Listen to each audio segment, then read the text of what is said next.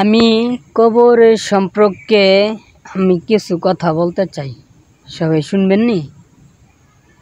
কবরটা হলো ওই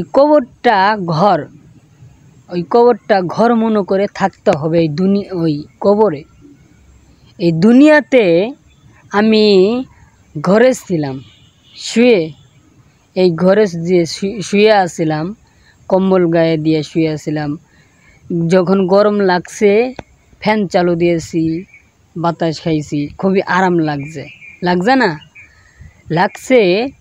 কথাটা হলো কি, আমরা এই যত বড় দামি ঘর থাকুক না কে, ওই দামি ঘর থাকুক না কে, ওই দামি ঘর থাকলে আমার একদিন নয়, কবরে যেতে হবে। ওই কবরটা হলো মাটির ঘর, ওই মাটির ঘরে যেতে হবে। সবাই কথাটা মনোযোগ সহকারে শুনবেন। আমরা এই দুনিয়াতে 7 বছরের জিন্দেগি নিয়ে কতগুলো গুনাহ করেছি। এই কতগুলো গুনাহ যে করছি, আল্লাহর কাছে মাপ চাইতে হবে, আল্লাহর কাছে ক্ষমা চাইতে হবে, প্রার্থনা করতে হবে। আল্লাহ পাক বলছেন, যে ব্যক্তি নামাজ পড়বে না ওই ব্যক্তির কোনো জাহান্নাম।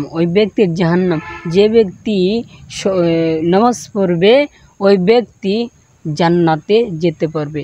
খাঁটি চাবি নিয়ে একটু তালার মধ্যে লাগানোর সাথে আল্লাহ পাক দেরি করে নাই, তাড়াতাড়ি দরজাটা খুলে গেছে, জান্নাতের দরজা খুলে গেছে। সবাই আল্লাহকে ভয় করতে হবে, কবরকে ভয় করতে হবে। আমাদেরকে কবরে বাতি ছাড়া থাকতে হবে, এই বাতি ছাড়া থাকতে হবে, ফ্যান ছাড়া থাকতে হবে। আমাদের কাফন শেষ কাপড়ের কাফন পরতে হবে। মুসলমানেরা, আমরা মুসলমানের মতো থাকবো। আমরা মুসলমানের সন্তানের মতো থাকতে হবে। কি বলি বেয়াদব করা যাবে না, আদব শিখতে হবে মা বাবার কাছে। সবাই এই ভিডিওটা সবাই মনোযোগ সহকারে শুনবেন। আমি কি বলছি না বলছি ভালো করে শুনবেন, শুনে হারে আমার কমেন্টে জানায় যাবেন। সবাই দোয়া করবেন আমি যেন ভালোভাবে থাকতে পারি, আমি যেন ভালোভাবে ভিডিও বানাইতে পারি, ইনশাআল্লাহ।